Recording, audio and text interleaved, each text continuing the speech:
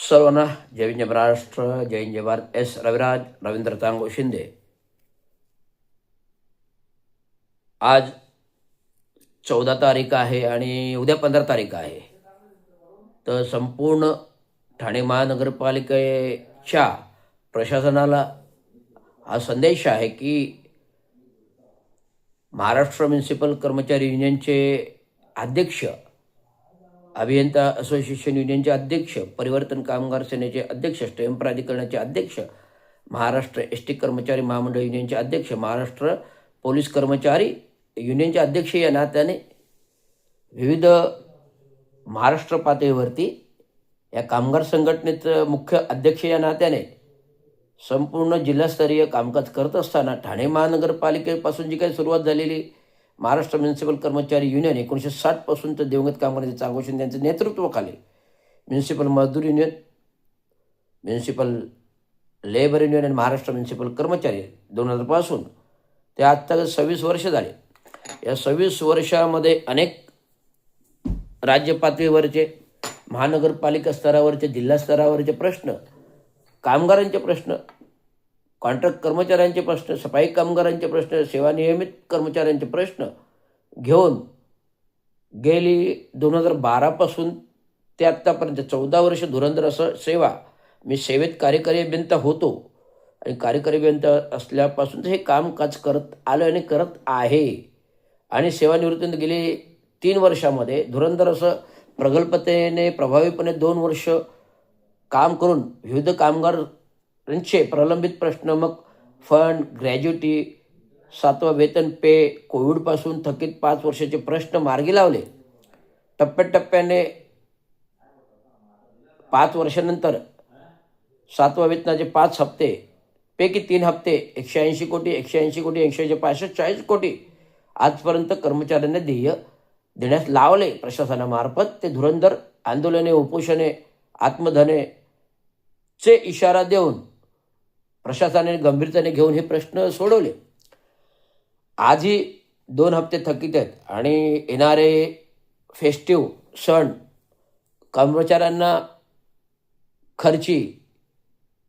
सणाची खर्ची जो 5,000 मिळतो तो 7,500 रुपये मिळावा, जो 5,000 रुपये मिळतो तो 7,500 रुपये मिळावा अशी महाराष्ट्र म्युनिसिपल कर्मचारी युनियनची मागणी आहे.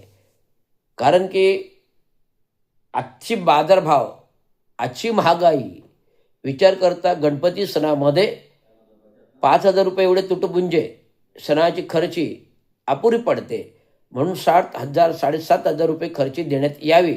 मी 10,000 बोलणार होतो, पण 6,000, 7,500 रुपये आणि त्याच्या इन्स्टॉलमेंट आहे दर महिन्यामध्ये, तो अजून 500च्या ऐवजी तो वरती जास्त, जेवढे तुम्ही द्याल 750 वसूल करा, 500च्या ऐवजी ते 700 करा वसुली. अशा प्रकारे तो वर्षभरात ते फिटतात आहे पैसे. आणि दुसरी गोष्ट, जे 10, 20, 30चे हप्ते प्रलंबित आहेत, 15 वर्षापासून ठराव अंमलबजावणी नाहीत, कर्मचाऱ्यांना अतिरिक्त भत्ते म्हणजे ओव्हरटाईम, वाहन भत्ते, अलाउन्स, धुलाई अलाउन्स, गाडी अलाउन्स, अशा प्रकारचं जे काही अलाउन्सेस आहेत ते लागू करणं आणि कॉन्ट्रॅक्ट कर्मचारी पंतप्रधानांचे कायदे जे काही लागू करून सर्वच कॉन्ट्रॅक्ट कर्मचाऱ्यांना नियमित वेतन स्लिप, नियमित वेतन, मिनिमम वेजेसनुसार आणि त्यांना सोयीसुविधा, त्यांचा विमा इन्शुरन्स आणि त्यांना कॉन्ट्रॅक्ट सेवेतून कायमस्वरूपी रिक्त पदांवर भरती करून घेणं, अशा प्रकारचं पंतप्रधान कायदा आहे. पुणे महानगरपालिका, पुणे चिंचवड महानगरपालिकेने लागू केला, नवी मुंबईने लागू केला. 7,500 रुपये त्यांना देय केले कॉन्ट्रॅक्ट कर्मचाऱ्यांना. आणि नियमबाह्य प्रभारी पदं जे काही दिली जातात, मग कार्यकारी अभियंता पदाची जे प्रभारी थेट नगराभियंता ते रद्द करावे. मिनल पालंडेंचा जो काही एक सफाई कामगार क्लर्क आहे, तिला थेट उपायुक्त पद प्रभारी दिलं. शासनाने चुकीचं आहे असं सांगितलं. 2 वर्षाचं परिपत्रक त्या आदेशाने रद्द व्हावं.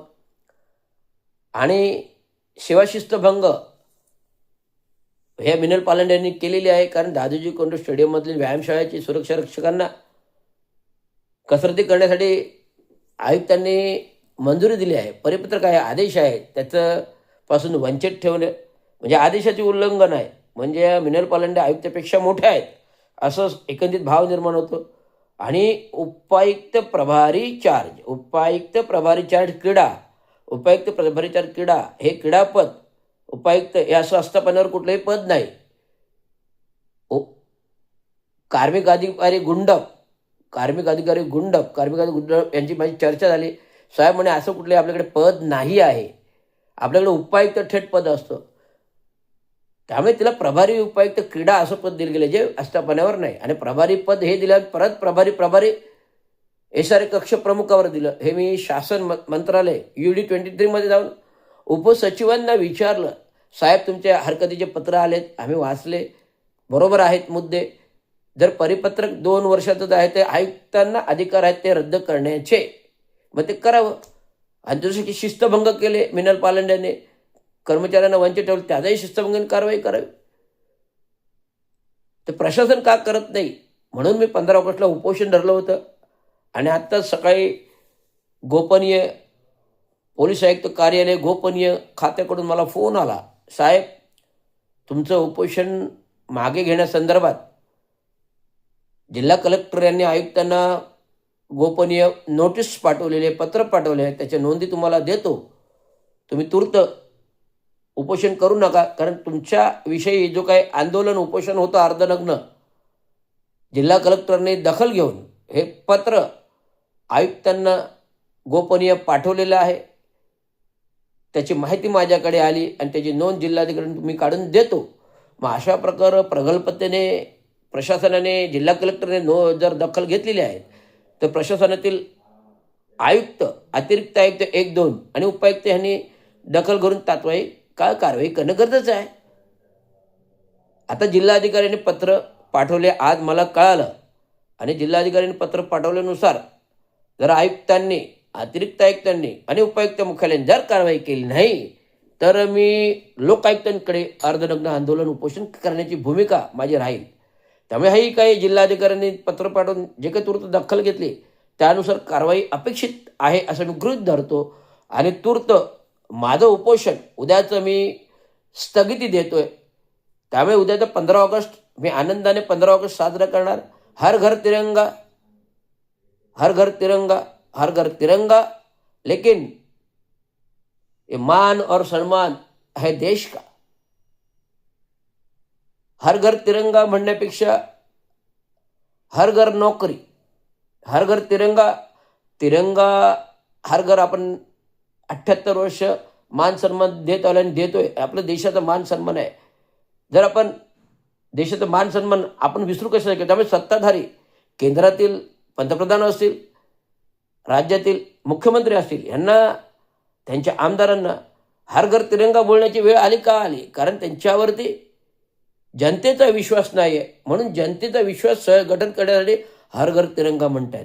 तर हर घर तिरंगा नाही तर हर घर नोकरी, हर घर घर में नोकरी, हर घर घर में नोकरी. हर घर तिरंगा नाही आहे तर हर घर घर में नोकरी. तिरंगा तर लावणारच आहोत, परंतु हर घर में नोकरी, हर घर तिरंगा, हर घर नोकरी, हर घर तिरंगा, हर घर नोकरी हा नारा हा माझा महाराष्ट्र म्युनिसिपल कर्मचारी युनियनच्या वतीने मी देते.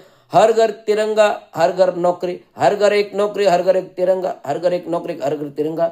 धन्यवाद. जय भीम, जय महाराष्ट्र. उद्याचं उपोषण तूर्त स्थगित केलेलं आहे. आणि माझ्याकडे आलेल्या माहितीनुसार, गोपनीय पोलिसांच्या अहवालानुसार हे उपोषण तूर्त मी स्थगित करत आहे. धन्यवाद. जय भीम, जय महाराष्ट्र.